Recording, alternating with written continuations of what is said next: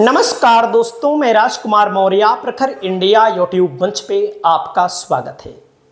बिहार में विधानसभा चुनाव का आगाज हो गया है। सभी राजनीतिक पार्टियों ने अपनी रैलियों की शुरुआत कर दी है। आज के इस वीडियो में आपको बताने जा रहे हैं आरजेडी लालू प्रसाद यादव, तेजस्वी प्रसाद यादव की पार्टी से किन किन नेताओं का टिकट लगभग कन्फर्म है, किन का टिकट फाइनल हो चुका है। पूरी वीडियो को देखिएगा। आपकी राय जो भी हो, आप अपनी राय को कमेंट करके बताइएगा कि आपके विधानसभा क्षेत्र में कौन सा नेता ऐसा है जो मजबूत है, जो सही दावेदार है।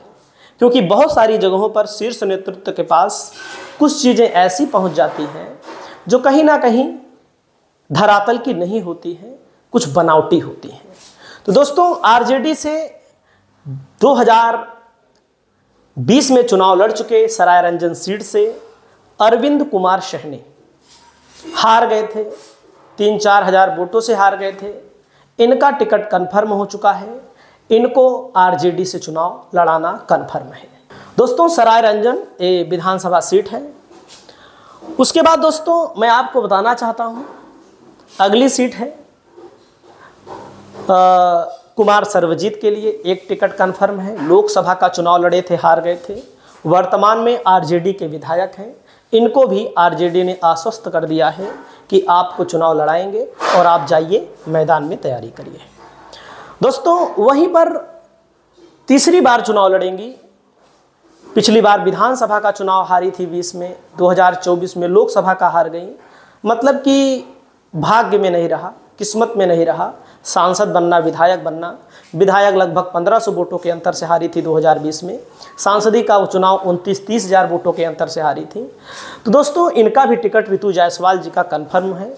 इनको आरजेडी की तरफ से तैयारी करने के लिए कह दिया गया है, मैदान में उतर चुके हैं।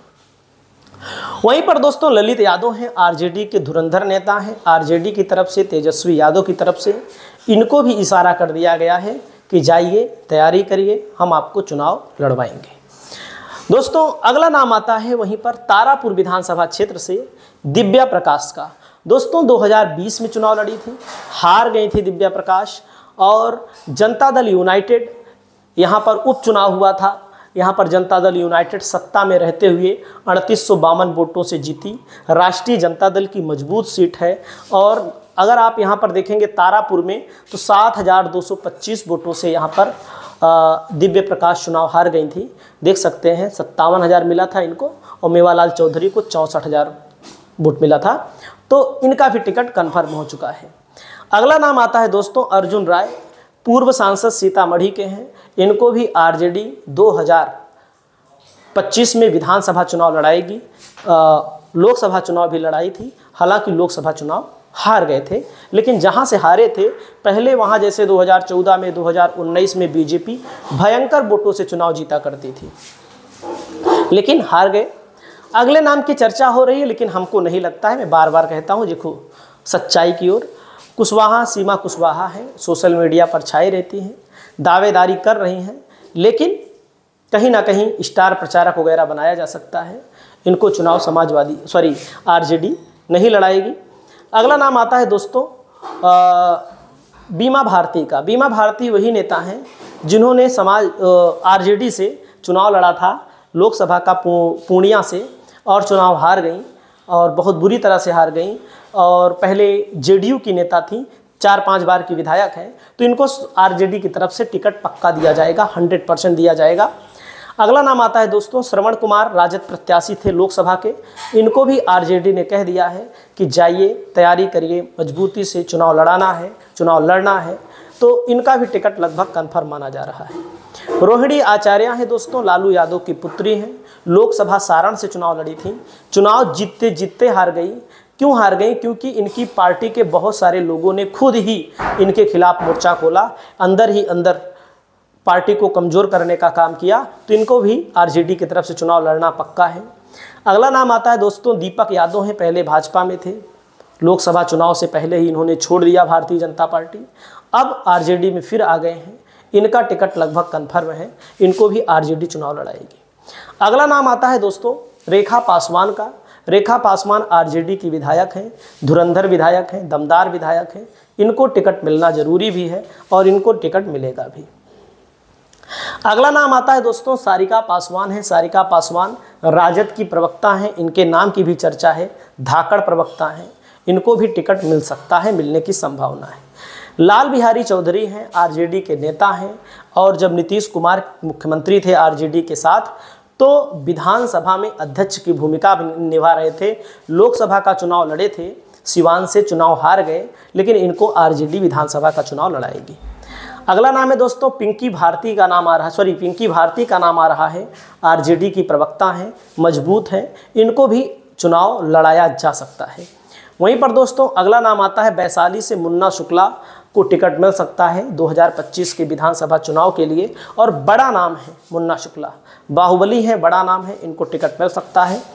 अगला नाम आता है दोस्तों शाहपुर। शाहपुर में दोस्तों राहुल तिवारी को आरजेडी की तरफ से फिर टिकट मिलेगा शाहपुर में। अगला नाम आता है दोस्तों रविदास मेहरोत्रा,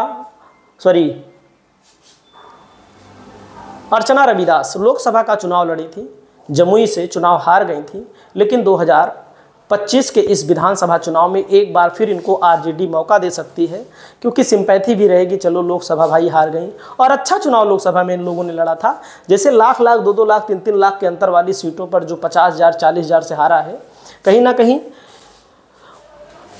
उसको चुनाव लड़ाया जाएगा। अगला नाम आता है दोस्तों अली अशरफ फातमी है, इनका टिकट कन्फर्म माना जा रहा है, इनको आरजेडी पक्का चुनाव लड़ाएगी, 100% चुनाव लड़ाएगी। अगला नाम आता है दोस्तों शहनवाज आलम है अररिया से और इनका टिकट लगभग कन्फर्म माना जा रहा है कि इनको शहनवाज आलम को भी आरजेडी मैदान में उतारेगी। वहीं पर अगला नाम आता है दोस्तों शहाबुद्दीन के बेटे उसामा को आरजेडी चुनाव लड़ाएगी। वैसे तो लोकसभा के चुनाव में अगर सिवान से जो लोकसभा का चुनाव लड़ी थी शहाबुद्दीन की पत्नी, अगर मिलकर चुनाव लड़ी होती तो फ़ायदा होता, लेकिन ना तो आरजेडी ने कोई विशेष फोकस किया, ना तो सिवान की इस सीट को लेकर के बहुत बड़ी हलचल की। अगर ऐसा कुछ किया होता तो 2-3 सीटों पर फ़ायदा मिल सकता था। निर्दलीय चुनाव लड़ी थी, 2 नंबर पर थी, आरजेडी 3 नंबर, भाई दूसरा फ़ायदा मार गया। जो सीट आरजेडी के खाते में आना चाहती थी उनका मर गया। अब जैसे तेज प्रताप यादव को पार्टी से बाहर निकाल दिया गया है, तो जाहिर सी बात है पार्टी से बाहर निकाल दिया गया है तो चुनाव लड़ने का कोई सवाल ही नहीं उठता है। तेज प्रताप यादव के स्थान पर अब मुकेश रोशन चुनाव लड़ेंगे, जैसे कि चर्चाएं चल रही थी कि मुकेश रोशन की सीट पर तेज प्रताप यादव चुनाव लड़ सकते हैं, लेकिन अब मुकेश रोशन फिर चुनाव लड़ेंगे यहाँ पर। तो दोस्तों भारतीय जनता पार्टी से भी जो दावेदार हैं उनके नाम आपको वीडियो में बताएंगे। इस वीडियो में इतना ही, नमस्कार।